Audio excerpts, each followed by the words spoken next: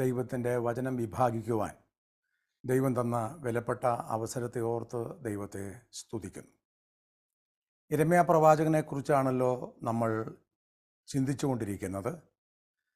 അദ്ദേഹം ഒരു പുരോഹിത കുടുംബത്തിൽ ജനിച്ചതാണെന്നും ഒരു പുരോഹിതനാകുവാനുള്ള പരിശീലനം നടത്തി അതിൻ്റെ പൂർത്തീകരണത്തിലേക്ക് വരുന്ന സമയത്താണ് ദൈവം അദ്ദേഹത്തെ പ്രവാചകനായി വിളിച്ച് നിയമിച്ചത് എന്നുമാണ് നമ്മൾ ചിന്തിച്ചത്.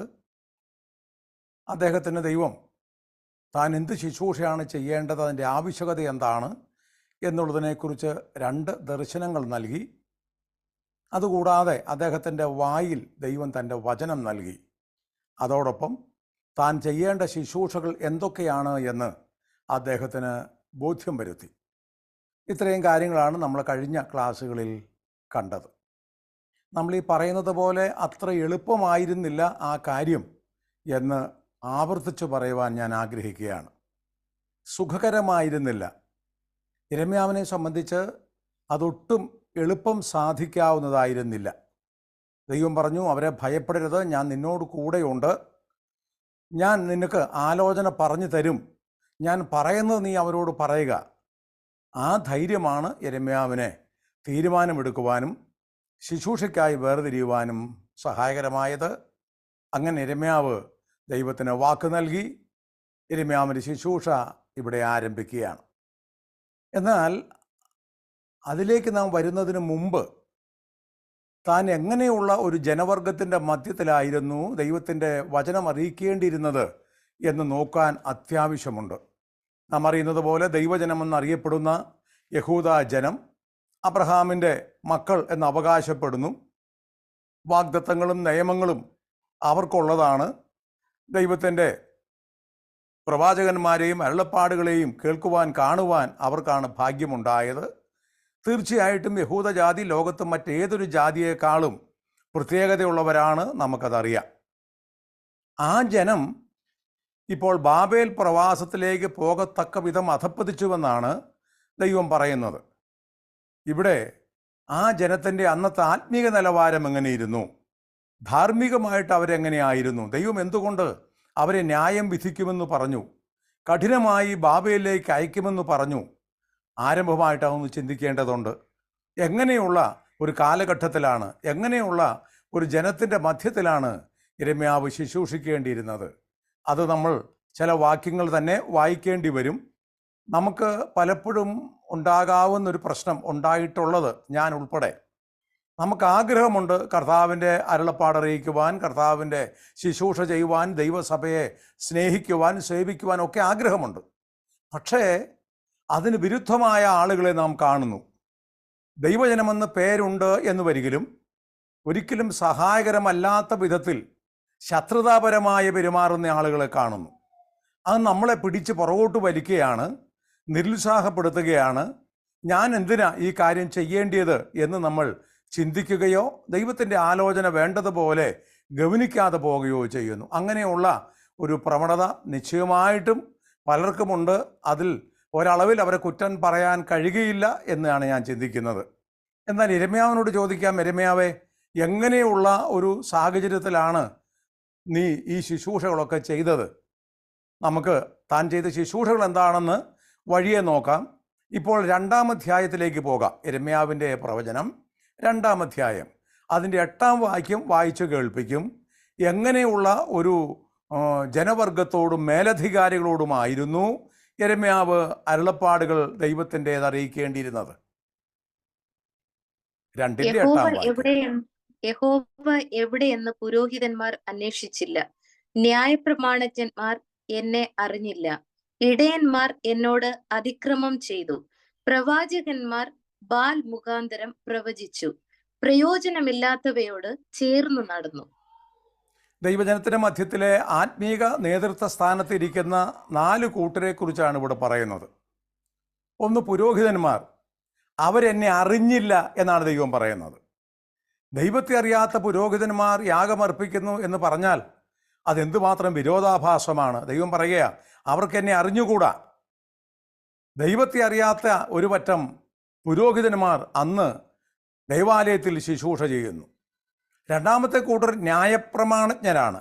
അവരാണ് ന്യായപ്രമാണത്തിൻ്റെ സൂക്ഷിപ്പുകാർ, അവരാണ് ന്യായപ്രമാണത്തെക്കുറിച്ച് പ്രസംഗിച്ചു കൊണ്ടിരിക്കുന്നത്, ന്യായപ്രമാണം അറിയിക്കുന്ന ആളുകൾ. പക്ഷേ അവർക്ക് ദൈവത്തെ അറിഞ്ഞുകൂടാ. കർത്താവ് പറഞ്ഞു, തിരുവെഴുത്തിൽ കർത്താവിനെക്കുറിച്ചാണ് പറഞ്ഞിരിക്കുന്നത്. നമ്മളത് പല ഭാഗത്ത് വായിച്ചിട്ടുണ്ട്, വായിക്കുന്നുണ്ട്. വിശേഷ്യ ലൂക്കോസ് 24 നമ്മളത് കാണുന്നു, ഇപ്പോൾ വായിക്കുന്നില്ല. സങ്കീർത്തനങ്ങളിലും ന്യായപ്രമാണങ്ങളിലും നമ്മുടെ കർത്താവിനെക്കുറിച്ചാണ് പറഞ്ഞിരിക്കുന്നത്. തിരുവെഴുത്തുകളിൽ പറഞ്ഞിരിക്കുന്നത് കർത്താവിനെക്കുറിച്ചാണ്. അപ്പോൾ ന്യായപ്രമാണജ്ഞന്മാർ, ന്യായപ്രമാണത്തിലെ ജ്ഞാനികൾ എന്ന് അവകാശപ്പെടുന്നവർക്ക് ദൈവത്തെ അറിയാൻ കഴിഞ്ഞില്ല എന്ന് പറയുന്നത് എത്ര സങ്കടകരമാണ്. മൂന്നാമത്തെ കൂട്ടം ഇടയന്മാരാണ്. ദൈവജനത്തെ നടത്തുവാനായിട്ട് ദൈവത്താൽ നിയമിക്കപ്പെട്ടു എന്ന് അവകാശപ്പെടുന്ന ഒരു പറ്റം ഇടയന്മാർ. അവരെക്കുറിച്ച് നമ്മൾ പിന്നീടൊക്കെ നോക്കും. അവരെക്കുറിച്ച് പറയുന്നത് അവർ അതിക്രമം ചെയ്യുകയാണെന്നാണ്. അതിക്രമം ചെയ്യുന്ന ഇടയന്മാർ ഭരിക്കുന്ന ഒരു കാലം. ദൈവജനത്തിൻ്റെ മധ്യത്തിൽ ആത്മീയ നേതൃസ്ഥാനത്തിരിക്കുന്നവരാണ് ഇവരെന്ന് ഓർക്കണം. അവരതിക്രമം ചെയ്യുകയാണ്. നാലാമത്തേത് പ്രവാചകന്മാരാണ്. അവരെക്കുറിച്ച് പറയുക, അവർ ബാൽ മുഖാന്തരം കള്ളപ്രവചനം നടത്തുന്നവരാണ്. പറയുന്നത് യഹോവ ഇപ്രകാരം അരുളി ചെയ്യുന്നു എന്നാണ് എന്ന് വരികിലും അവർ ബാൽ മുഖാന്തരമാണ് അരുളി ചെയ്യുന്നത്. ബാലിൻ്റെ അന്യ ദൈവത്തിൻ്റെ ദേവൻ്റെ പ്രവാചകന്മാരാണ് അവർ. പക്ഷേ അവരവകാശപ്പെടുന്നത് അവർ യഹോവയുടെ പ്രവാചകന്മാരാണെന്നാണ്. ഈ വിധത്തിലുള്ള 4 നേതൃസ്ഥാനത്തിരിക്കുന്ന വിഭാഗങ്ങളെയാണ് ഇവിടെ നമ്മൾ പരിചയപ്പെട്ടത്. തീർന്നില്ല, 23-ാം അധ്യായത്തിലേക്ക് നമുക്ക് പോകണം. അവിടെ പ്രവാചകന്മാരെക്കുറിച്ച് പറഞ്ഞിരിക്കുന്ന 2 ഭയാനകമായ പ്രയോഗമുണ്ട്. നമുക്ക് വായിക്കാൻ തന്നെ സങ്കടം വരും. പക്ഷെ ദൈവവചനമായതുകൊണ്ട് നമുക്ക് വായിക്കാതിരിക്കാൻ പറ്റുകയില്ല. 23-ാം അധ്യായം 14-ാമത്തെ വാക്യം ആദ്യം വായിക്കാം. യിരെമ്യാവ് 23:14. യെരൂശലേമിലെ പ്രവാചകന്മാരിലോ ഞാൻ അതിഭയങ്കരമായുള്ളത് കണ്ടിരിക്കുന്നു. അവർ വ്യഭിചാരം ചെയ്ത് വ്യാജത്തിൽ നടക്കുന്നു. ആരും തന്റെ ദുഷ്ടത വിട്ടുതിരിയാതെ വണ്ണം അവർ ദുഷ്പ്രവൃത്തിക്കാരെ ധൈര്യപ്പെടുത്തുന്നു. അവരെല്ലാവരും എനിക്ക് സോദോം പോലെയും അതിലെ നിവാസികൾ ഗോമേറ പോലെയും ഇരിക്കുന്നു. പ്രവാചകന്മാരെ കുറിച്ച് പറഞ്ഞിരിക്കുന്ന അവരുടെ പ്രവൃത്തികളെ കുറിച്ച് പറഞ്ഞിരിക്കുന്നത് ശ്രദ്ധിച്ചോ? എന്തൊരു ഭയപ്പാടുളവാക്കുന്ന പ്രയോഗമാ. യെരൂശലേമിലെ പ്രവാചകന്മാർ വ്യഭിചാരം ചെയ്യുന്നു. ധാർമ്മിക മൂല്യമില്ലാത്ത പ്രവാചകന്മാർ. ഇതിനേക്കാൾ അധപ്പതിക്കാൻ വല്ലതുമുണ്ടോ? ദൈവം ഏറ്റവും വെറുക്കുന്ന ഈ കഠിനമായ പാപം അവർ ചെയ്യുകയാണ്. അവരുടെ ശുശ്രൂഷ എന്താ? പ്രവാചകന്മാരുടെ ശുശ്രൂഷ. വാസ്തവത്തിൽ ഭയം തോന്നുന്നു നമുക്കത് വായിക്കുമ്പോൾ. എത്ര നീചമായ ഒരു കാലം. അവർ കള്ളപ്രവാചകന്മാരാണെന്ന് ജനത്തിന് മനസ്സിലായിട്ടില്ല. അവരവകാശപ്പെടുന്നത് യഹോവ ഇപ്രകാരം അരുളി ചെയ്യുന്നു എന്നാണ്. എന്നാൽ അവരുടെ ജീവിതം കർത്താവ് പറയുകയാണ്, അവരിത്ര വഷളന്മാരായി ജീവിക്കുന്നവരാണ്. 23-ാം അധ്യായം തന്നെ 30-ാം വാക്യം കൂടെ വായിച്ച് കേൾപ്പിക്കും. ഈ പ്രവാചകന്മാർക്ക് ദൈവവചനത്തോടുള്ള ബന്ധമെന്തായിരുന്നു എന്ന് ഒരു രസകരമായ പ്രയോഗം അവിടെയുണ്ട്. 23-ന്റെ 30-ാമത്തെ വാക്യം യിരെമ്യാ പ്രവചനം. അതുകൊണ്ട് ഒരുത്തൻ എന്റെ വചനങ്ങളെ മോഷ്ടിക്കുന്ന പ്രവാചകന്മാർക്ക് ഞാൻ വിരോധമാകുന്നു എന്ന് യഹോവയുടെ അരുളപ്പാട്. വചനം മോഷ്ടിക്കുന്ന പ്രവാചകന്മാർ. സ്വന്തമായിട്ട് ആലോചനയൊന്നുമില്ല, സ്വന്തമായിട്ട് ദൈവം അവരോട് സംസാരിക്കുന്നില്ല. അതിന് പകരം വചനം മോഷ്ടിക്കുന്ന പ്രവാചകന്മാർ. എത്ര സങ്കടകരമാണ് എന്ന് മനസ്സിലായില്ലേ അന്നത്തെ ആത്മീക ലോകത്തിൻ്റെ സ്ഥിതി? ഒരു പക്ഷേ നമുക്ക് ഇങ്ങനെയുള്ള ചിലരെ ഈ കാലത്ത് പരിചയം വന്നാൽ അത് സ്വാഭാവികം മാത്രമാണ്. നമ്മളായിട്ട് ആരെയും പ്രത്യേകിച്ച് കണക്ക് കൂട്ടുന്നില്ല, ആരെക്കുറിച്ചും പ്രത്യേകിച്ച് ഒന്നും ചിന്തിക്കുന്നില്ല. പക്ഷേ ഇങ്ങനെയുള്ള ലക്ഷണങ്ങൾ കാണുമ്പോൾ, വചനത്തിൽ ഇങ്ങനെയുള്ളവരെക്കുറിച്ച് പറയുമ്പോൾ നമ്മുടെ മനസ്സിലേക്ക് ഓർമ്മ വരും, ഇങ്ങനെയുള്ള പലരെയും അല്ലെങ്കിൽ ചിലരെ എനിക്ക് പരിചയമുണ്ടല്ലോ, നമ്മളത് ഓർത്തുകൊള്ളാം. അപ്പം ഇങ്ങനെയുള്ള ഒരു കാലത്താണ് യിരെമ്യാവ് ശുശ്രൂഷിക്കേണ്ടത്. തീർന്നില്ല, 5-ാം അധ്യായത്തിലേക്ക് വരാം. 1-ാം വാക്യം. വേറെ ഒരു പശ്ചാത്തലത്തിലാണത് പറയുന്നത്. പക്ഷേ നമ്മൾ പിന്നീട് അത് നോക്കുമായിരിക്കാം. ഇപ്പോൾ 5-ാം അധ്യായം 1-ാം വാക്യം ഇതിനോട് ചേർത്ത് നമുക്ക് ഒന്ന് വായിക്കണം. യെരുശലേമിലെ സ്ഥിതി. യെരുശലേം എന്ന് പറഞ്ഞാൽ ദൈവത്തിൻ്റെ വിശുദ്ധ നഗരമാണല്ലോ, ദൈവത്തിൻ്റെ ആലയം അവിടെയാണുള്ളത്. അവിടെയാണ് യാഗാർപ്പണം നടക്കുന്നത്, അവിടെയാണ് ഭക്തജനങ്ങൾ കൂടി വരുന്നത്, അവിടെയാണ് പെരുന്നാളുകൾ നടക്കുന്നത്. നമുക്കറിയാം യെരുശലേമിനെ പോലെ പ്രാധാന്യത അർഹിക്കുന്ന ഒരു സ്ഥലം യഹൂദനുണ്ടായിട്ടില്ല. ആ യെരുശലേമിലെ സ്ഥിതിയാണ് ഇനി വായിക്കുന്നത്, 5-ന്റെ 1-ാം വാക്യം. ന്യായം പ്രവർത്തിക്കുകയും വിശ്വസ്തത കാണിക്കുകയും ചെയ്യുന്നവൻ ഉണ്ടോ? ഒരുത്തനെ കാണുമോ എന്ന് യെരൂശലേമിന്റെ വീഥികളിൽ ചുറ്റി നടന്ന് അന്വേഷിക്കുകയും അതിന്റെ വിശാല സ്ഥലങ്ങളിൽ തിരഞ്ഞ് അറിയുകയും ചെയ്യുവിൻ. കണ്ടുവെങ്കിൽ ഞാൻ അതിനോട് ക്ഷമിക്കും. ദൈവം പറയുക, യിരെമ്യാവേ, അത് പറയുന്ന പശ്ചാത്തലം നമുക്ക് പിന്നെ ചിന്തിക്കാം. യിരെമ്യാവേ, നീ യെരൂശലേമിലേക്ക് ചെല്ലണം. എന്നിട്ട് അതിൻ്റെ വീഥികളിൽ, അതിൻ്റെ മുറ്റത്തും പരിസര പ്രദേശങ്ങളിലുമൊക്കെ നീ അന്വേഷിക്കണം. വിശ്വസ്തനായ ഒരാളെ നീ കാണുമെങ്കിൽ, വിശ്വസ്തനായ ഒരാളെ നീ കാണിച്ചു തരാമെങ്കിൽ തീർച്ചയായും ഞാൻ അവർക്ക് വരുത്തുമെന്ന് പറഞ്ഞ ന്യായവിധി ഒഴിവാകും. ഇത് കേട്ടപ്പോൾ യിരെമ്യാവിന് എന്തൊരാശ്വാസമുണ്ടായി കാണും. യെരൂശലേം നഗരം, യെരൂശലേം ആലയം, യെരൂശലേം എന്ന വിശുദ്ധ മണ്ണ്, അവിടെ വിശ്വസ്തനായ ഒരാൾ പോലുമില്ല എന്ന് ചിന്തിക്കാൻ ആർക്കും സാധ്യമല്ല. നിർഭാഗ്യവശാൽ യിരെമ്യാവ് അന്വേഷിച്ചു, മടുത്തു, ദുഃഖിച്ചു, കരഞ്ഞു എന്നല്ലാതെ വിശ്വസ്തനായ ഒരാളെ അവിടെ കണ്ടെത്താൻ കഴിഞ്ഞില്ല. എന്തൊരു ആത്മീക നാശം സംഭവിച്ച, എന്തൊരധപ്പതിച്ച കാലത്തായിരുന്നു യിരെമ്യാവ് ശുശ്രൂഷിക്കേണ്ടിയിരുന്നത്. സൊദോമിനെ നശിപ്പിക്കുമെന്ന് ദൈവം അബ്രഹാമിനോട് പറയുമ്പോൾ അബ്രഹാം സൊദോമിന് വേണ്ടി പക്ഷപാതം ചെയ്യുന്നുണ്ടല്ലോ. 50 പേര് 100 പേരെന്നൊക്കെ പറഞ്ഞ് ഒടുവിൽ വന്നപ്പോൾ അബ്രഹാം പറഞ്ഞില്ലേ, 10 പേരുണ്ടെങ്കിൽ നീ ആ പട്ടണം നശിപ്പിക്കുമോ? ദൈവം പറഞ്ഞു, ഇല്ല, സൊദോം ഗൊമോറ തുടങ്ങിയ 4 പട്ടണങ്ങൾ ഞാൻ നശിപ്പിക്കുകയില്ല. 10 പേര്, 10 നീതിമാന്മാർ അവിടെ ഉണ്ടെങ്കിൽ മതി. അതുണ്ടായില്ല എന്ന് നമുക്കറിയാം. പക്ഷെ സൊദോമിൽ 10 പേരെയാണ് അബ്രഹാം പറഞ്ഞതെങ്കിൽ ദൈവം പറയുക, യെരൂശലേമിൽ ഒരു വിശ്വസ്തനെ കണ്ടെത്തിയാൽ മതി, ഞാൻ അവരെ അടിമത്തത്തിലേക്ക് അയക്കാതിരിക്കാം. അത്ര കഠിനമായ ആത്മീക വരൾച്ചയുടെ ഒരു കാലത്ത് യിരെമ്യാവ് എന്ന് പറയുന്ന യുവാവ് ശുശ്രൂഷകനായി നിയമിക്കപ്പെട്ടിരിക്കുന്നു. 2-ാം അധ്യായത്തിൻ്റെ 11-ാം വാക്യം നമുക്കൊന്ന് വായിക്കാം. ഇതിൻ്റെ ഫലം എന്തായിരുന്നു? പ്രവാചകന്മാരും ഇടയന്മാരും ന്യായപ്രമാണജ്ഞന്മാരും പുരോഹിതന്മാരും ഒക്കെ ഇങ്ങനെ ആയതിൻ്റെ അനന്തര ഫലം എന്തായിരുന്നുവെന്ന് 2-ന്റെ-11 നാം വായിക്കുന്നുണ്ട്. ഒരു ജാതി തന്റെ ദേവന്മാരെ മാറ്റിയിട്ടുണ്ടോ? അവ ദേവന്മാരല്ല താനും. എന്നാൽ എന്റെ ജനം തന്റെ മഹത്വമായവനെ പ്രയോജനമില്ലാത്തവന് പകരം മാറ്റിക്കളഞ്ഞിരിക്കുന്നു. ദൈവം ചോദിക്കുക, ഏതെങ്കിലും ഒരു ജാതി തങ്ങളുടെ ദേവന്മാരെ മാറ്റിക്കളഞ്ഞിട്ടുണ്ടോ? അവരൊന്നും ദൈവങ്ങളല്ല, എങ്കിലും അവരുടെ ദൈവസങ്കല്പം അത് ദൈവമാണെന്ന് അവർ ചിന്തിക്കുന്നു. അങ്ങനെയുള്ള ജാതികൾ, തിരിച്ചറിവില്ലാത്ത ജാതികൾ, ന്യായപ്രമാണവുമായി ബന്ധമില്ലാത്ത പുറജാതികൾ, അത് ഏതെങ്കിലും ഒരു ജാതി അവരുടെ ദേവന്മാരെ മാറ്റിക്കളഞ്ഞിട്ടുണ്ടോ? എന്നാൽ എൻ്റെ ജനം എന്നെ മാറ്റിക്കളഞ്ഞു, അവരുടെ മഹത്വമായവനെ മാറ്റിക്കളഞ്ഞു, പ്രയോജനമില്ലാത്തതിനു വേണ്ടി അവർ വെച്ചുമാറി. പ്രിയപ്പെട്ടവരെ, വാസ്തവത്തിൽ എന്തൊരു ദുസ്ഥിതിയായിരുന്നു യിരെമ്യാവിൻ്റെ കാലം.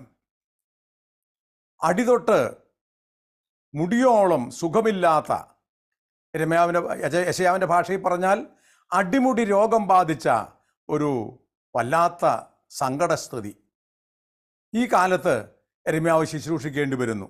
തീർന്നില്ല, 8-ാം അധ്യായത്തിലേക്ക് പോകണം. 7-ാം വാക്യം വായിക്കാം. നമുക്ക് ഇനിയും 2-3 തെളിവ് കൂടെ ആ ഭാഗത്ത് നോക്കേണ്ടതുണ്ട്. ആ കാലത്തെ കാഠിന്യം, ആ കാലത്ത് ശുശ്രൂഷിക്കുക എന്ന് പറയുന്നത് എത്ര ഭയാനകമായിരുന്നു എന്നുള്ളത്. 8-ാം അധ്യായം 7-ാം വാക്യം. ആകാശത്തിലെ പെരിഞ്ഞാറ് തന്റെ കാലം അറിയുന്നു. കുറുപ്രാവും മീവൽ പക്ഷിയും കൊക്കും മടങ്ങി വരവിനുള്ള സമയം അനുസരിക്കുന്നു. എന്റെ ജനമോ യഹോവയുടെ ന്യായം അറിയുന്നില്ല. കാലം തിരിച്ചറിയാത്തൊരു ജാതി. ദൈവം പറയുക, ഈ ഭൂമിയിലെ ഇതര ജീവികൾക്കൊക്കെ മടങ്ങിവരവിൻ്റെ കാലമറിയാം. കൊക്കും മീവൽ പക്ഷിയുമൊക്കെ മടങ്ങി എപ്പോൾ വരണം എന്നവർക്കറിയാം. പക്ഷെ എൻ്റെ ജനത്തിന് അറിഞ്ഞുകൂടാ. അറിയാഞ്ഞിട്ടല്ല, അറിഞ്ഞുവെന്നവർ അംഗീകരിക്കുന്നില്ല, ഭാവിക്കുന്നില്ല. പ്രവാചകന്മാർ പറഞ്ഞുകൊണ്ടിരുന്നു. ഇപ്പം യിരെമ്യാവ് പറയുകയാണ്, സഹോദരന്മാരെ, സഹോദരിമാരെ, നിങ്ങളുടെ പാപങ്ങളെ ഉപേക്ഷിക്കണം, നിങ്ങൾ മാനസാന്തരപ്പെടണം, ദൈവത്തെങ്കിലേക്ക് മടങ്ങി വരണം, പാപത്തെ ഉപേക്ഷിക്കണം, വേർപെട്ടു വരണം. ഇതാണ് ഈ പറയുന്നത്. ഇത് ആവർത്തിച്ചു പറഞ്ഞുകൊണ്ടിരുന്നിട്ടും അവരാരും ദൈവത്തെങ്കിലേക്ക് മടങ്ങി വരുന്നില്ല. അവർ പറഞ്ഞ സമയമായിട്ടില്ലെന്നാ. കാലമായിട്ടില്ല, തിരക്ക് കൂട്ടേണ്ട കാര്യമില്ല രമ്യാവേ എന്ന് പറയുകയാ. വാസ്തവത്തിൽ എന്തൊരു വിവരമില്ലായ്മയും നമുക്ക് തോന്നുകില്ലേ? ഇതിനോട് ചേർത്ത് ഒത്തിരി കാര്യം നമുക്ക് ചിന്തിക്കാൻ ആവശ്യം വരും. നമ്മുടെ വാഴ്ത്തപ്പെട്ട കർത്താവ് ഈ ഭൂമിയിലായിരുന്നപ്പോൾ അവൻ പിറക്കുവാനായിട്ടൊരു സ്ഥലം അന്വേഷിച്ച് അവൻ്റെ അമ്മയും വളർത്തപ്പനും കൂടെ സഞ്ചരിച്ചത് നിങ്ങൾക്ക് ഓർമ്മ വരുമല്ലോ. അവരോരോ വീടുകളിൽ ചെന്നു. സത്രത്തിൽ സ്ഥലമില്ലാത്തത് കൊണ്ട്, ലോഡ്ജിൽ ഇടമില്ലാത്തത് കൊണ്ട് ഓരോ യഹൂദൻ്റെ വീട്ടിലും ചെന്ന് അവർ ചോദിച്ചു. എൻ്റെ യോസഫ് പറഞ്ഞു, എൻ്റെ ഭാര്യയ്ക്ക് പ്രസവവേദനയാണ്, ഒരല്പം സ്ഥലം, ഒരു പക്ഷേ റൂമില്ലെങ്കിൽ ഈ വരാന്തയിൽ ഒരല്പം സ്ഥലം തന്നാൽ മതി, ഞങ്ങളത് മറച്ച് കെട്ടി അവിടെ കഴിഞ്ഞുകൊള്ളാം എന്ന് പറഞ്ഞു. പക്ഷേ നാം അറിയുന്നത് പോലെ യഹൂദന്മാർ, അബ്രഹാമ്യ സന്തതികൾ അവരനുവദിച്ചില്ല. അവർ പറഞ്ഞു, ഇവിടെ സ്ഥലമില്ല, പൊയ്ക്കൊള്ളുക. ഓരോ വീടും മാറി മാറി നിറഗർഭിണിയുമായിട്ട് ജോസഫ് സഞ്ചരിച്ചു. നാം അറിയുന്നത് പോലെ നാം യേശുവിനെ കാണുന്നത് ഒരു പശുത്തൊട്ടിയിലാണ്, പുൽത്തൊട്ടിയിലാണ്. പ്രിയപ്പെട്ടവരെ, ദൈവത്തിൻ്റെ പുത്രന് പിറക്കുവാൻ സ്ഥലം കൊടുക്കാത്ത മൂഢജാതി അതായിരുന്നു യഹൂദന്മാർ. തീർന്നില്ല, അവരുടെ മധ്യത്തിൽ വാഴ്ത്തപ്പെട്ട കർത്താവ് 33.5 തിരുവയസ്സ് വരെ നടന്നു, ശുശ്രൂഷിച്ചു, അവിടെ നിന്നയും പരിഹാസവും ഒക്കെ സഹിച്ചു. എന്നിട്ട് ഒടുവിൽ യെരുശലേമിനെ നോക്കി നമ്മുടെ കർത്താവ് ചങ്ക് തകർന്നതുപോലെ കരഞ്ഞില്ലേ? യെരുശലേമേ, യെരുശലേമേ, നിന്നെ എൻ്റെ അടുക്കൽ ചേർത്ത് കൊള്ളുവാൻ എനിക്ക് എത്രയോ വട്ടം മനസ്സായിരുന്നു, നിങ്ങൾക്കോ മനസ്സായില്ല. അപ്പോൾ ദൈവപുത്രനോട് ഇതാണ് അവർ ചെയ്തതെങ്കിൽ അതിനേക്കാൾ കൂടുതൽ പ്രതീക്ഷിക്കാൻ ദൈവദാസന്മാർക്ക് ആർക്കും അവകാശമില്ല. ഇപ്പോൾ യിരെമ്യാവിൻ്റെ കാലത്ത് കാലങ്ങൾ തിരിച്ചറിയാത്ത ഒരു ജനവർഗമായിട്ട് യഹൂദൻ മാറി. ഒരർത്ഥത്തിൽ യഹൂദനെ നമ്മൾ കുറ്റം പറഞ്ഞുകൊണ്ടിരിക്കുകയാണ് എന്ന് തോന്നാം. പക്ഷേ അവരെക്കുറിച്ച് നല്ലത് പറയാൻ എന്തെങ്കിലും ഉണ്ടായിരുന്നെങ്കിൽ നമുക്കത് പറയാമായിരുന്നു. യിരെമ്യാ പ്രവചനം 52-ാം അധ്യായം നിങ്ങൾ വായിച്ചു നോക്കിക്കോ. അവിടങ്ങളെല്ലാം നിറഞ്ഞു നിൽക്കുന്നത് ആ ജാതിയുടെ പാപമാണ്. വിലാപങ്ങളുടെ പുസ്തകം വായിച്ചു നോക്കിയാലും അത് തന്നെ. ഇടനെഞ്ച് പൊട്ടി യിരെമ്യാവ് കരഞ്ഞുകൊണ്ട് കണ്ണുനീർ വറ്റാത്ത കണ്ണുമായിട്ട് യിരെമ്യാവ് ദൈവത്തോട് നിലവിളിക്കുന്നുണ്ട്. അവിടെ എല്ലാം ദൈവം പറയുന്നു, യിരെമ്യാവേ, ക്ഷമിക്കാൻ എനിക്ക് മനസ്സുണ്ട്, പക്ഷേ അവർ അവരുടെ പാപങ്ങൾ ഉപേക്ഷിക്കുന്നില്ല, മാനസാന്തരപ്പെടുവാൻ കാലമായില്ല എന്നവർ പറയുന്നു. നമുക്ക് 2-ാം അധ്യായം 35-ാം വാക്യത്തിലേക്ക് വരണം. അവരുടെ പാപത്തോടുള്ള മനോഭാവം എന്തായിരുന്നുവെന്ന് യിരെമ്യാവ് രേഖപ്പെടുത്തിയിട്ടുണ്ട്. 2-ാം അധ്യായം 35-ാമത്തെ വാക്യം. നീയോ, ഞാൻ കുറ്റമില്ലാത്തവൾ, അവന്റെ കോപം എന്നെ വിട്ടു മാറിയിരിക്കുന്നു, സത്യം എന്ന് പറയുന്നു. ഞാൻ പാപം ചെയ്തിട്ടില്ല എന്ന് നീ പറയുന്നത് കൊണ്ട് ഞാൻ നിന്നോട് വ്യവഹരിക്കും. ഞാൻ പാപം ചെയ്തിട്ടില്ല, എനിക്ക് ഒരു പാപത്തെക്കുറിച്ചും ബോധമില്ല.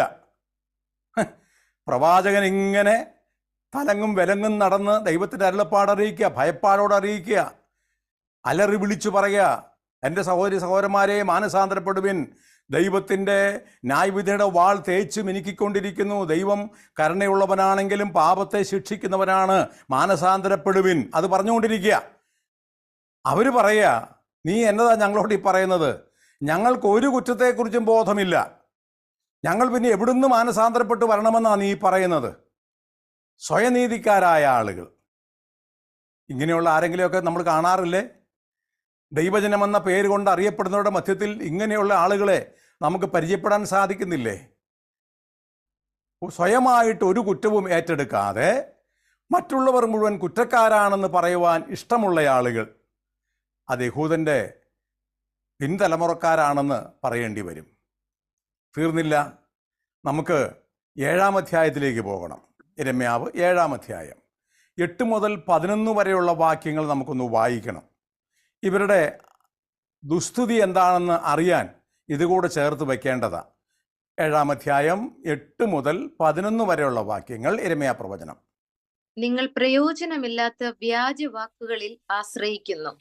നിങ്ങൾ മോഷ്ടിക്കുകയും കൊല ചെയ്യുകയും വ്യഭിചരിക്കുകയും കള്ളസത്യം ചെയ്യുകയും ബാലിന് ധൂപം കാട്ടുകയും നിങ്ങൾ അറിയാത്ത ദേവന്മാരോട് ചെന്ന് ചേരുകയും ചെയ്യുന്നു. ആ പിന്നെ വന്ന് എന്റെ നാമം വിളിച്ചിരിക്കുന്ന ഈ ആലയത്തിൽ ശ്രദ്ധിച്ചോണേ, പിന്നെ വന്ന് എൻ്റെ നാമം വിളിച്ചിരിക്കുന്ന ഈ ആലയത്തിൽ എന്റെ വായിച്ചോ. സന്നിധിയിൽ നിന്നുകൊണ്ട് ആ ഞങ്ങൾ രക്ഷപ്പെട്ടിരിക്കുന്നു എന്ന് പറയുന്നത് ഈ മ്ലേച്ഛതകളെയൊക്കെയും ചെയ്യേണ്ടതിന് തന്നെയോ? എന്റെ വാസ്തവത്തിൽ നാമം വായിച്ചോ.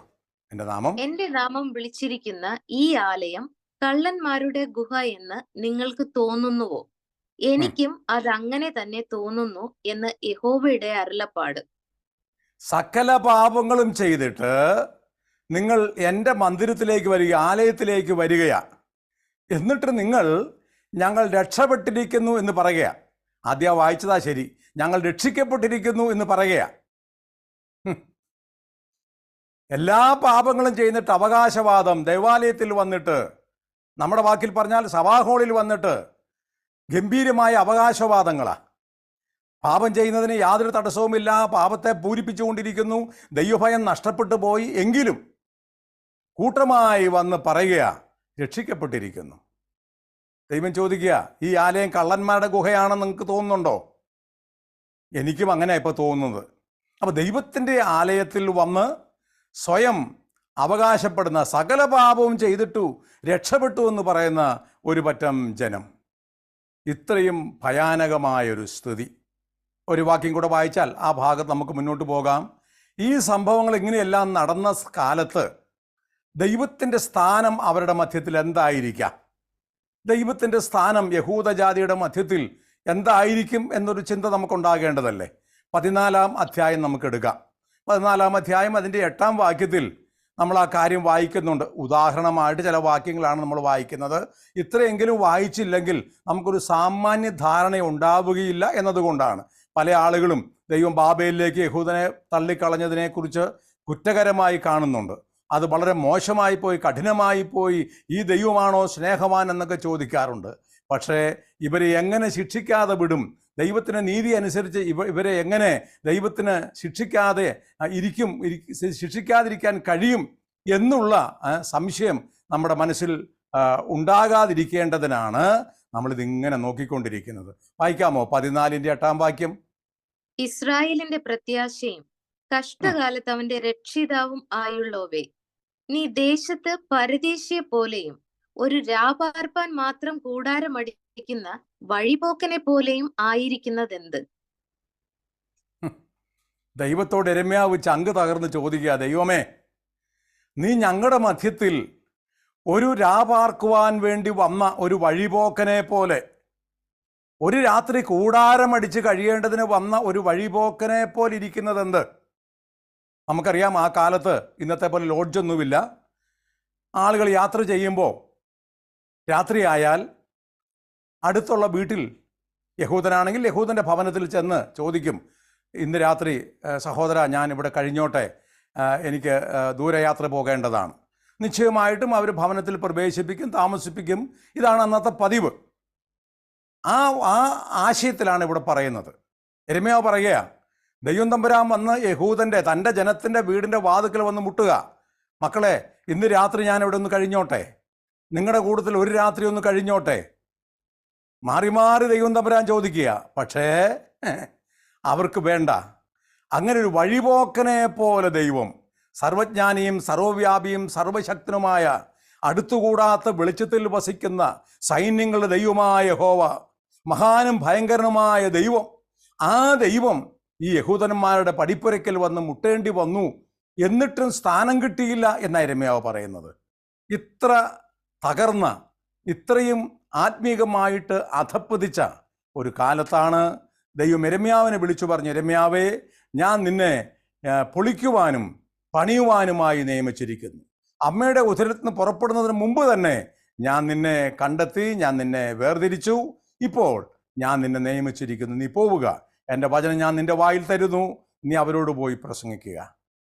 യിരെമ്യാവിൻ്റെ ഹൃദയം തകർന്ന് യിരെമ്യാവ് ശുശ്രൂഷ ശിരസാ വഹിക്കുവാൻ തയ്യാറായി. ഇത്ര അധപ്പതിച്ച ജനവർഗത്തെ എങ്ങനെയും മാനസാന്തരത്തിലേക്ക് കൊണ്ടുവരണമെന്ന് ആ ഭക്തൻ ആഗ്രഹിച്ചു. ഏത് കാലത്തും ദൈവവചനം അറിയിക്കുന്ന ദൈവദാസന്മാരുടെ ഉള്ളിലെ ആഗ്രഹം അതാ, പ്രാർത്ഥന അതാ. യോഗങ്ങൾ സംഘടിപ്പിക്കുന്ന ദൈവദാസന്മാരുടെ ഉള്ളിലെ ആഗ്രഹം അതാ, മറ്റൊന്നും ആഗ്രഹിക്കുന്നില്ല, വേറൊന്നും പ്രതീക്ഷിക്കുന്നില്ല. ദൈവവചനത്താൽ ജനം മാനസാന്തരപ്പെടണം, പറയുന്നവരും കേൾക്കുന്നവരും ഒരുപോലെ രൂപാന്തരപ്പെടണം, മാനസാന്തരപ്പെടണം, ദൈവത്തിന് ഫലകരമായി തീരണം. ഈ ആഗ്രഹമാണ് ഏതൊരു കാലത്തും ദൈവിക അരുളപ്പാട് അറിയിക്കുവാൻ ദൈവദാസന്മാരെ പ്രേരിപ്പിക്കുന്നത്. യിരെമ്യാവ് ശുശ്രൂഷ ചെയ്തു കൊള്ളാം എന്ന് ദൈവത്തോട് വാക്ക് പറയുകയും അങ്ങനെ ശുശ്രൂഷിക്കാനായിട്ട് ആരംഭിക്കുകയും ചെയ്തു. ഇനി നമ്മൾ നോക്കാൻ പോകുന്നത് യിരെമ്യാവിൻ്റെ ജീവിതവും ശുശ്രൂഷയും എങ്ങനെ ഇരുന്നു എന്നാണ്. അതാണ് നമ്മൾ ഇനി അഞ്ചാമതായിട്ട് കാണുവാൻ പോകുന്നത്. അതിൻ്റെയും ഒരു സൂചനയും നമുക്ക് നോക്കാനൊക്കെ ഉള്ളൂ. അതിനേക്കാൾ നമുക്ക് വിശദമാക്കാൻ ഈ പഠനത്തിൽ സാധിക്കുകയില്ല. യിരെമ്യാവ് എങ്ങനെ ജീവിച്ചു, എങ്ങനെ ശുശ്രൂഷിച്ചു, ഇത് രണ്ടും ഒരുപോലെ പ്രാധാന്യമുള്ളതാണ്. നമുക്കറിയാം, നാം പറയുന്നത് പോലെ ഒരു നാണയത്തിൻ്റെ രണ്ടു വശം പോലെ തന്നെ പ്രാധാന്യമുള്ളതാണ് ജീവിതവും ശുശ്രൂഷയും. ഇവിടെ യിരെമ്യാവ് എങ്ങനെ ജീവിച്ചു, എങ്ങനെ ശുശ്രൂഷിച്ചു, തൻ്റെ ശുശ്രൂഷ എന്തായിരുന്നു, ദൈവം എന്താണ് പറഞ്ഞത്, യിരെമ്യാവ് എന്താണ് ദൈവത്തിൻ്റെ വചനമായിട്ട് ദൈവം അരുളി ചെയ്യുന്നു എന്ന് പറയുന്നത്. 26-ാം അധ്യായം അതിൻ്റെ 12-ാം വാക്യം നോക്കാം. യിരെമ്യാവ് പ്രസംഗം തുടങ്ങി കുറച്ച് നാളായി. അതിൻ്റെ മധ്യത്തിൽ യിരെമ്യാവിൻ്റെ പ്രസംഗം എങ്ങനെ ഇരുന്നു എന്നുള്ളതിൻ്റെ ചില സൂചനകൾ അത് മാത്രം നമുക്ക് നോക്കാം. 26:12. അതിന് യിരെമ്യാവ് സകല പ്രഭുക്കന്മാരോടും സർവ്വജനത്തോടും പറഞ്ഞത്, നിങ്ങൾ കേട്ടിരിക്കുന്ന വാക്കുകളൊക്കെയും ഈ ആലയത്തിനും ഈ നഗരത്തിനും വിരോധമായി പ്രവചിപ്പാൻ യഹോവ എന്നെ അയച്ചിരിക്കുന്നു. യിരെമ്യാവ് പറയുക, ഇപ്പം സഹോദരന്മാരെ, ഈ ആലയത്തിനും ഈ നഗരത്തിനും വിരോധമായി പ്രവചിക്കുവാൻ യഹോവ എന്നെ അയച്ചിരിക്കുന്നു. ഏത് നഗരം? യെരുശലേം നഗരം. ഏതാലയം? യഹൂദന്റെ അഭിമാനമായ യെരുശലേമിലെ ആലയം.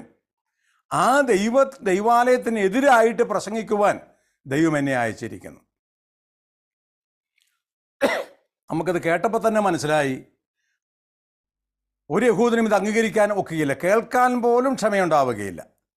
ദൈവത്തിൻ്റെ വിശുദ്ധ ആലയത്തിൽ വന്നിട്ട് പറയുക, ഇതിനെതിരായിട്ട് പ്രസംഗിക്കണമെന്ന് ദൈവം എന്നോട് അരുളി ചെയ്തിരിക്കുന്നു, അതുകൊണ്ട് ഞാൻ ഈ ആലയത്തിനെതിരെ പ്രസംഗിക്കുക. എൻ്റെ പ്രിയപ്പെട്ടവരെ, വാസ്തവത്തിൽ എത്ര കഠിനമായ പ്രസംഗമാ, എത്ര ഭയാനകമാ. 2 വാക്യം സൂചനയായിട്ട് നമുക്ക് നോക്കാം. 137-ാം സങ്കീർത്തനം നമുക്ക് എടുക്കണം. അതിൻ്റെ 5ഉം 6ഉം വാക്യങ്ങൾ നോക്കാം. ഒരു യഹൂദനെ സംബന്ധിച്ച് അവന് ദേവാലയം എങ്ങനെ ഇരിക്കുന്നു, അതൊരു സൂചന മാത്രമാണ്. ഈ ആശയത്തിൽ ധാരാളം തെളിവുകൾ വചനത്തിലുണ്ട്. എങ്കിലും 1-2 വാക്യങ്ങൾ അത് സൂചിപ്പിക്കുക. 137-ാം സങ്കീർത്തനം 5ഉം 6ഉം വാക്യം. ഭക്തനായ ഒരു യഹൂദൻ ദൈവാലയത്തോട് ബന്ധപ്പെട്ട് എന്താ പറയുന്നത്? യെരൂശലേമേ, നിന്നെ ഞാൻ മറക്കുന്നുവെങ്കിൽ എന്റെ വലം കൈ മറന്നു പോകട്ടെ.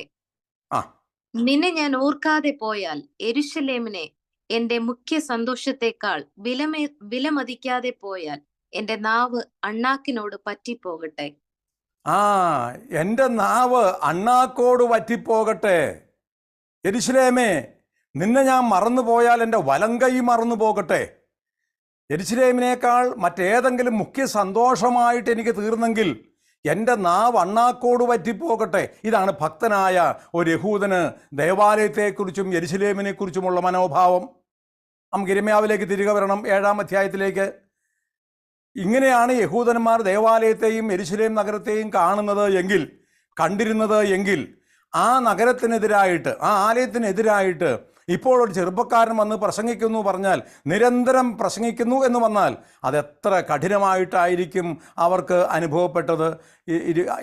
നമ്മൾ 7-ാം അധ്യായം 4-ാം വാക്യവും പിന്നീട് 14-ാം വാക്യവും നമുക്ക് വായിക്കണം. യിരെമ്യാ പ്രവചനം. അവരെങ്ങനെയാണ് ആലയത്തെ കണ്ടത്? 7-ാം അധ്യായം 4-ാം വാക്യം ആദ്യം വായിക്കും. യഹോവയുടെ മന്ദിരം, യഹോവയുടെ മന്ദിരം, യഹോവയുടെ മന്ദിരം എന്നിങ്ങനെയുള്ള വ്യാജ വാക്കുകളിൽ ആശ്രയിക്കരുത്. 14-ാം വാക്യം. എന്റെ നാമം വിളിച്ചിരിക്കുന്നതും നിങ്ങൾ ആശ്രയിക്കുന്നതുമായ ഈ ആലയത്തോടും നിങ്ങൾക്കും നിങ്ങളുടെ പിതാക്കന്മാർക്കും ഞാൻ തന്നിരിക്കുന്ന ഈ സ്ഥലത്തോടും ശീലോവോട് ചെയ്തതുപോലെ ഞാൻ ചെയ്യും. അവിടെ 2 പ്രയോഗം നോക്കണം. യഹൂദൻ ആലയത്തിൽ വന്നിട്ട് യഹോവയുടെ മന്ദിരം, യഹോവയുടെ മന്ദിരം എന്ന് പറഞ്ഞാൽ അവനങ്ങ് ആർത്ത് അട്ടഹസിക്കുകയാണ്. യിരെമ്യാവിൻ്റെ കാലത്ത് ദേവാലയത്തിൽ വന്നിട്ട് ഇത് യഹോവയുടെ മന്ദിരം, അവൻ്റെ അഭിമാനമായിട്ട് അവൻ ഏറ്റുപറയുക. ഓർക്കണം, ദൈവം ഒരു വഴിപോക്കനെ പോലെ അവരുടെ മധ്യത്തിൽ. ഇവർ സകലവിധ പാപവും ചെയ്തുകൊണ്ടിരിക്കുക, തുടർന്നുകൊണ്ടിരിക്കുക. പക്ഷേ അവരുടെ ആർപ്പ് യഹോവയുടെ മന്ദിരമെന്ന. നമ്മൾ 14-ാം വാക്യത്തിൽ വായിച്ചത്, നിങ്ങൾ ആശ്രയിക്കുന്നതായ ഈ ആലയം. യിരെമ്യാവിന്റെ കാലമായപ്പോൾ ദൈവാശ്രയം നഷ്ടപ്പെട്ടു, ദൈവാലയ ആശ്രയക്കാരായി മാറി. ദൈവജനത്തിന്റെ ദുസ്തുതി. ദൈവത്തെ ആശ്രയിക്കേണ്ടവർ, തങ്ങളുടെ അപ്പന്മാർ വല്യപ്പന്മാർ ദൈവത്തെ ആശ്രയിച്ച് ജീവിച്ച് അനുഗ്രഹം അനുഭവിച്ചിടത്ത് ഇവർ മക്കളും കൊച്ചുമക്കളുമായപ്പോൾ ദൈവാലയത്തെ ആശ്രയിക്കുകയാണ്. എന്തൊരു ദുരവസ്ഥയാണ്! അവരുടെ മതഭക്തി എത്ര വലുതായിരുന്നു! ശരിക്കും മതഭ്രാന്തന്മാരായിട്ട് അവർ മാറിയില്ലെങ്കിലേ അത്ഭുതമുള്ളൂ. ഇതൊക്കെ ഇന്ന് നമ്മുടെ മധ്യത്തിൽ നമ്മൾ പതിവായി കാണുന്നതാണ്. ദൈവഭക്തി ഇല്ലെങ്കിലും ആലയഭക്തിയുള്ള ആളുകൾ, ആരാധകരെ നമ്മൾ പരിചയപ്പെടുന്നു. ദൈവഭക്തിയേക്കാൾ ആലയഭക്തിക്ക് പ്രാധാന്യമുള്ള ആളുകൾ. ദൈവം പറയുക, ഞാൻ നിങ്ങളുടെ ഭക്തി വ്യർത്ഥമാണെന്നറിയുന്നു. നിങ്ങൾ ദൈവാലയത്തിൽ ആശ്രയിക്കുന്നു. ദൈവത്തേക്കാൾ ദൈവാലയത്തിലേക്ക് നിങ്ങളുടെ ആശ്രയം പോകുന്നു. പ്രിയപ്പെട്ടവരെ, അത്ര സങ്കടകരമായൊരു സ്ഥിതിയിലേക്ക് അവർ വന്നു എന്നുള്ളതാണ്. ഇങ്ങനെയുള്ള ജനത്തോട് യിരെമ്യാവ് ഞാൻ ഇതിനെതിരെ പ്രസംഗിക്കാൻ പോവുക എന്ന് പറഞ്ഞാൽ, ഈ ആലയത്തിനെതിരെ പറയാൻ പോവുക എന്ന് പറഞ്ഞാൽ അവർ സ്വാഭാവികമായിട്ടും എങ്ങനെ പ്രതികരിക്കുമെന്ന് നമുക്കറിയാം. നമ്മളത് പിന്നീട് കർത്താവ് അനുവദിക്കുന്ന പക്ഷം നോക്കുന്നതാണ്. ഇനി 23-ാം അധ്യായത്തിലേക്ക് വരാം. അപ്പോൾ യിരെമ്യാവിൻ്റെ പ്രസംഗത്തിൻ്റെ 1-ാം ഭാഗം താൻ യെരൂശലേം ആലയത്തിനും നഗരത്തിനും വിരോധമായിട്ട് പ്രസംഗിക്കുന്നു. അങ്ങനെയെങ്കിൽ ഇനിയത്തെ പ്രസംഗം ആർക്കെതിരാണെന്ന് നോക്കിയാട്ടെ. യിരെമ്യാ പ്രവചനം 23-ാം അധ്യായം 1-ാമത്തെ വാക്യം. എന്റെ മേച്ചിൽപ്പുറത്തെ ആടുകളെ നശിപ്പിക്കുകയും ചിതറിക്കുകയും ചെയ്യുന്ന ഇടയന്മാർക്ക് അയ്യോ കഷ്ടം എന്ന് യഹോവയുടെ അരുളപ്പാട്. ഇപ്പൊ ഇടയന്മാർക്ക് നേരെ യിരെമ്യാവ് തിരിഞ്ഞു. ഓർത്തുകൊള്ളണേ, ആലയത്തിനെതിരെ തിരിഞ്ഞു, പ്രസംഗിച്ചു, അതിന് പ്രകോപനമുണ്ടായി, അതിന് അനന്തരഫലം വളരെ വലുതായിരുന്നു. നമ്മളതൊക്കെ കർത്താവ് അനുവദിക്കുന്ന പോലെ പിന്നെ നോക്കും. ഇപ്പോ ഇടയന്മാർക്കെതിരെ പ്രസംഗിക്കാൻ വരിക യിരെമ്യാവ്. നമ്മൾ ചിന്തിച്ചല്ലോ പല പ്രാവശ്യം, യിരെമ്യാവിന് ഏകദേശം 20 വയസ്സേ ഉള്ളൂ.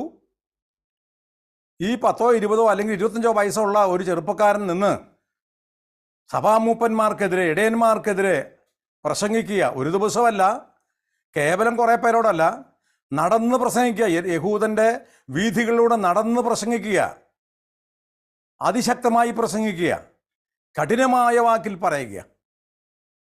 പ്രിയപ്പെട്ടവരെ, പ്രവാചകകാലത്തെ ഏറ്റവും പ്രധാനപ്പെട്ട ഒരു പ്രശ്നം സഭാ ഇടയന്മാർ, യെരൂശലേമിലെ ഇസ്രയേലിൻ്റെ ഇടയന്മാർ, അവർ വളരെ അധപ്പതിച്ച ഒരു കാലം.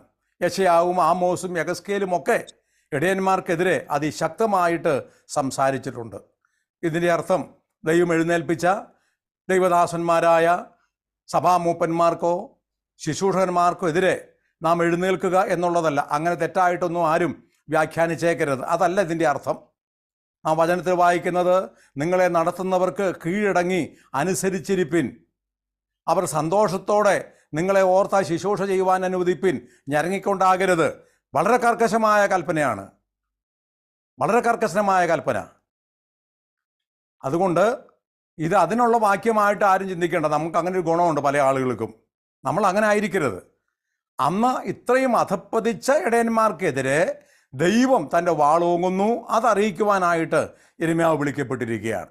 അപ്പോൾ യിരെമ്യാവിൻ്റെ പ്രസംഗത്തിലെ 2 വിഷയം നാം ചിന്തിച്ചു. 1, ആലയത്തിനും നഗരത്തിനുമെതിരെ.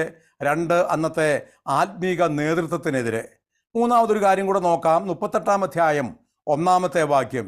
ഇനി യിരെമ്യാവിൻ്റെ അടുത്ത പ്രസംഗം എന്താ? ഇതിനിടയ്ക്ക് പല പ്രസംഗങ്ങൾ നടന്നു, ഇല്ലെന്നല്ല. പക്ഷേ അതിൽ പ്രധാനപ്പെട്ട കാര്യങ്ങളല്ലേ നോക്കാൻ പറ്റുകയുള്ളൂ. 38-ാം അധ്യായം 1-ാം വാക്യത്തിൽ എന്താണ് ഇനി യിരെമ്യാവ് പറയുന്നത്? യഹോവ ഇപ്രകാരം അരുളി ചെയ്യുന്നു, ഈ നഗരത്തിൽ പാർക്കുന്നവൻ വാൾ കൊണ്ടും ക്ഷാമം കൊണ്ടും മഹാമാരി കൊണ്ടും മരിക്കും. കൽദേരുടെ അടുക്കൽ ചെന്ന് ചേരുന്നവനോ ജീവനോടെ ഇരിക്കും. അവന്റെ ജീവൻ അവന് കൊള്ള കിട്ടിയതുപോലെ ആയിരിക്കും. അവൻ ജീവനോടെ ഇരിക്കും എന്ന് യഹോവ ഇപ്രകാരം അരുളി ചെയ്യുന്നു.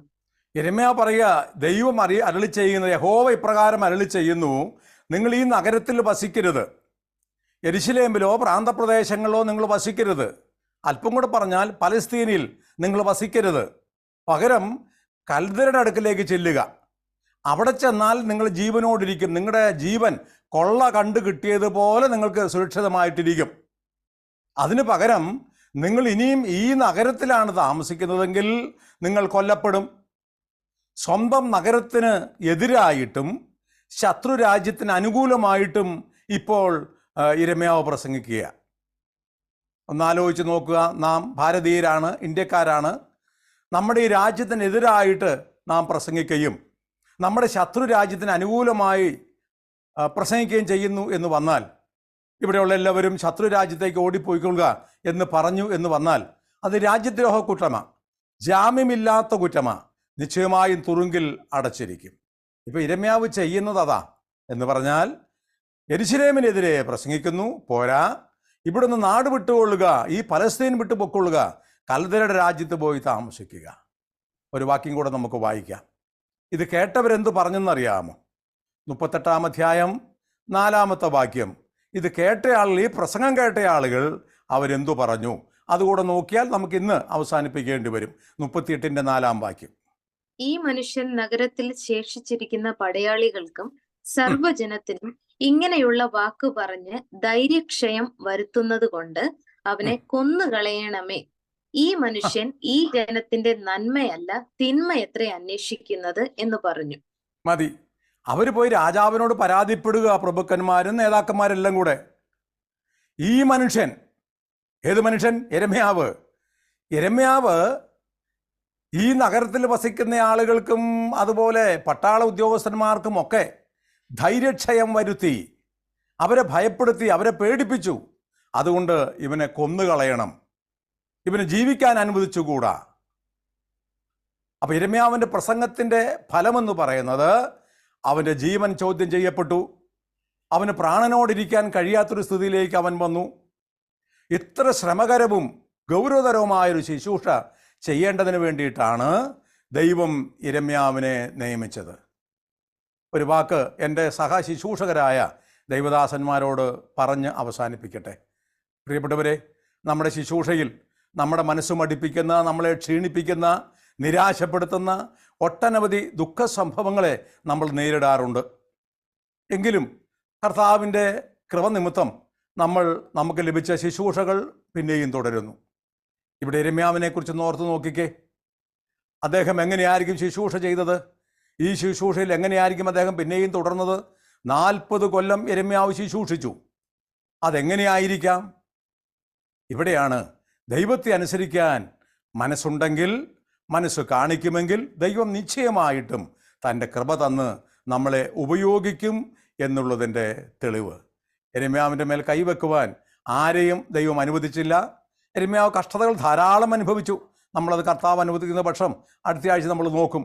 ധാരാളം കഷ്ടത അനുഭവിച്ചു, ഒത്തിരി ഒറ്റപ്പെടൽ അനുഭവിച്ചു, ഒരുപാട് ശാരീരിക വേദന അനുഭവിച്ചു, ഒരുപാട് മാനസിക പീഡകൾ അനുഭവിച്ചു. അതൊന്നും ഇല്ല എന്നല്ല, നിസാരമാണെന്നല്ല. എന്നാൽ അതിൻ്റെ എല്ലാം നടുവിൽ ആ ഭക്തൻ ദൈവവാക്കിന് അനുസരണം കാണിച്ചു. അവൻ തോറ്റു പിന്മാറിയില്ല. ഒരു ഭീരുവിനെ പോലെ അവൻ മാറിപ്പോയില്ല. നാം എപ്പോഴും ഇത് ഓർക്കണം. നമുക്കിവിടെ തൽക്കാലം അവസാനിപ്പിക്കാൻ ആവശ്യം, യിരെമ്യാവ് എങ്ങനെ ശുശ്രൂഷിച്ചു, യിരെമ്യാവ് എന്തെല്ലാം ശുശ്രൂഷ ചെയ്തു, അതിൻ്റെ ഒരു ചെറിയ ഭാഗമാണ് നമ്മൾ നോക്കിയത്. കർത്താവ് നമ്മെ സഹായിക്കട്ടെ. നമ്മൾ നിരാശപ്പെട്ട് തോറ്റു പിന്മാറുന്നില്ല. ഈ രാത്രി നമ്മൾ പിന്നെയും ധൈര്യപ്പെടുകയാണ്. യിരെമ്യാവിൻ്റെ ദൈവത്തോട് ചേർന്ന് നിൽക്കുവാൻ നമ്മൾ തീരുമാനിക്കുക. നമ്മളെ പടചേർത്തവൻ, നമ്മളെ വിളിച്ചവൻ, നമുക്ക് ശുശ്രൂഷ തന്നവൻ, നമ്മളെ വേർതിരിച്ചവൻ, നമുക്ക് യോഗ്യതയുണ്ടെന്ന് പറഞ്ഞ് ഈ ശുശ്രൂഷയ്ക്കായി നമ്മളെ കൊണ്ടുവന്നവൻ, അവനാ തീരുമാനിക്കേണ്ടത്. നമ്മൾ കഴിഞ്ഞ ആഴ്ച ചിന്തിച്ചല്ലോ, ആർക്കും ഒരിക്കലും തുറക്കാൻ പറ്റാതെ വണ്ണം വാതിലടയ്ക്കുകയും ആർക്കും അടയ്ക്കാൻ പറ്റാത്തതുപോലെ വാതിൽ തുറക്കുകയും ചെയ്യുന്നവൻ അവനാ നമ്മുടെ കർത്താവ്, അവനാ നമ്മുടെ യജമാനൻ, അവനെയാണ് നമ്മൾ സേവിക്കുന്നത്. അതുകൊണ്ട് നമ്മൾ ഭയപ്പെടുന്നില്ല. ഒരു ചൊല്ലുണ്ടല്ലോ, ഓലപ്പാമ്പ് കണ്ട് പേടിക്കുന്നില്ല. നിശ്ചയമായിട്ടും ഇന്ന് രാത്രി സാത്താനോടും അവൻ്റെ ദൂതന്മാരോടും നമ്മളിത് പറയുക, ഭൂതഗണങ്ങളോട് നമ്മളിത് പറയുക, ഞങ്ങളെ അങ്ങനെ പേടിപ്പിക്കാൻ നോക്കണ്ട. നിശ്ചയമായിട്ടും നസറായനായ യേശു, യഹൂദ ഗോത്രത്തിലെ സിംഹം, അവൻ ഞങ്ങളോട് കൂടെയുണ്ട്. അവൻ ഞങ്ങൾക്ക് മുമ്പേ ഞങ്ങളെ നയിക്കുവാനായിട്ടുണ്ട്. അവൻ്റെ പിന്നിൽ ഞങ്ങൾ അണിചേർന്നവരാണ്. അണിയായി അവൻ്റെ പിന്നാലെയാണ് ഞങ്ങൾ പോകുന്നത്. കർത്താവ് സഹായിക്കേണ്ടിയിരിക്കുന്നു. പ്രിയ സഹോദരി സഹോദരന്മാരെ, നമ്മുടെ വിശ്വാസ ജീവിതം പോരാട്ടമുള്ളതാണ് എന്ന് പറഞ്ഞാൽ പോരാ. സ്വന്തം ജനത്താൽ പോരാട്ടം ഉണ്ടാകും, സ്വസഭക്കാരാൽ പോരാട്ടം ഉണ്ടാകും. അതാണ് യിരെമ്യാവ് പഠിപ്പിക്കുന്നത്. അങ്ങനെ നാം പ്രതീക്ഷിക്കാതെ നമുക്ക് പ്രോത്സാഹനമാകും, നമ്മളെ സഹായിക്കും, നമ്മളെ ഓർത്ത് പ്രാർത്ഥിക്കും, നമ്മളെ ധൈര്യപ്പെടുത്തും എന്നൊക്കെ നമ്മൾ ചിന്തിച്ച, നമ്മൾ മോഹിച്ച ആളുകൾ തന്നെ നമുക്കെതിരെ രംഗത്ത് വരും എന്നുള്ളത് യിരെമ്യാവിൻ്റെ ജീവിതം നമ്മളെ പഠിപ്പിക്കുന്നു. ഒരു വലിയ മനുഷ്യൻ്റെ ജീവിതം നമ്മൾ അല്പം മാത്രം നോക്കുക, എന്നാൽ ഇത് വിസ്തരിച്ച് പഠിക്കുവാൻ നമുക്ക് ആവശ്യമുണ്ട്. കർത്താവ് എല്ലാവരെയും ആ കാര്യത്തിൽ സഹായിക്കട്ടെ. യിരെമ്യാ പ്രവചനം ഇനി വായിക്കുമ്പോൾ ഈ ഭക്തനായ മനുഷ്യൻ നേരിട്ട ദുഃഖങ്ങളും വേദനകളും ഒക്കെ തിരിച്ചറിയുവാൻ ഇത് നമുക്ക് സഹായകരമായി തീരട്ടെ. ഈ രാത്രി കർത്താവ് തന്നു, നമുക്കവനെ നന്ദിയോടെ സ്തുതിക്കാം. നമ്മളോട് കാണിച്ച കരുണയ്ക്കായിട്ട് സ്തോത്രം ചെയ്യാം. യിരെമ്യാവിനെ പോലെ ഒന്നും നമുക്ക് അനുഭവിക്കാൻ ആവശ്യം വന്നിട്ടില്ല. നമ്മളെ സ്നേഹിക്കാൻ ധാരാളം സഹോദരങ്ങൾ ഇവിടെയുണ്ട്. നമ്മളെ കരുതുവാനും കൈത്താങ്ങൽ നൽകുവാനും ധാരാളം പ്രിയപ്പെട്ടവർ നമുക്കുണ്ട്. എന്നാൽ ആരുമില്ലാത്തിടത്ത് യിരെമ്യാവ് ഏകനായി അത് ചെയ്തെങ്കിൽ നമുക്ക് എത്രയധികം ഇത് സാധിക്കുന്നതാണ്. ഈ രാത്രി പ്രാർത്ഥിച്ച് അവസാനിപ്പിക്കുമ്പോൾ ദൈവത്തോട് നമുക്ക് നന്ദിയുള്ളവരായിരിക്കാം. ദൈവനാമം വാഴ്ത്തപ്പെടുമാറാകട്ടെ.